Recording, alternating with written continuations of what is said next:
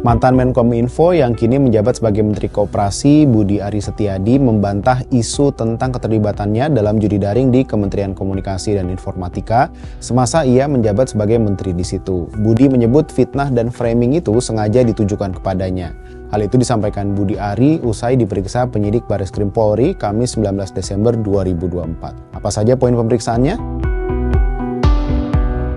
Budi mengatakan ia diperiksa sebagai saksi oleh penyidik, namun Budi menolak menjawab ketika ditanya tentang hal atau pertanyaan yang diajukan penyidik. Ia meminta agar hal itu ditanyakan kepada penyidik.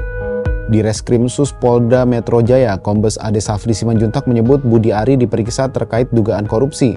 Ade Safri tak membeberkan secara detail dugaan korupsi tersebut, apakah termasuk tindak pidana pencucian uang atau tidak. Ia hanya mengatakan bahwa Budi Ari masih berstatus sebagai saksi dalam pemeriksaan kasus tersebut. Sebelumnya, Polda Metro Jaya telah menetapkan 16 tersangka dalam kasus judi daring. 11 orang diantaranya merupakan pegawai Kementerian Komunikasi dan Digital yang saat itu bernama Kominfo.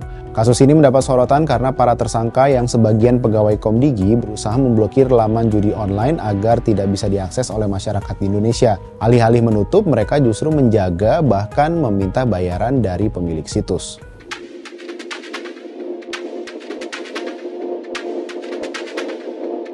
Pada kasus tersebut, penyidik telah menyita berbagai barang bukti termasuk uang sejumlah 73 miliar rupiah. Selain itu, penyidik memblokir 47 rekening milik para tersangka.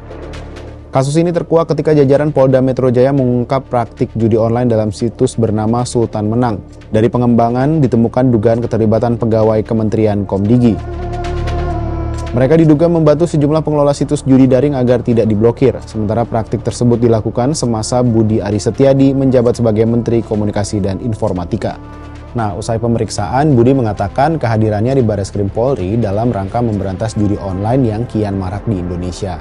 Karena itu, Budi menyebut perlu adanya konsistensi dan keteguhan hati untuk penuntasan dan pemberantasan judi online, terutama dalam perlindungan terhadap masyarakat. Namun lagi-lagi Budi mengimbau fitnah dan framing yang sengaja ditujukan pada dirinya untuk dihentikan. Sampai jumpa di Bahas Peristiwa berikutnya.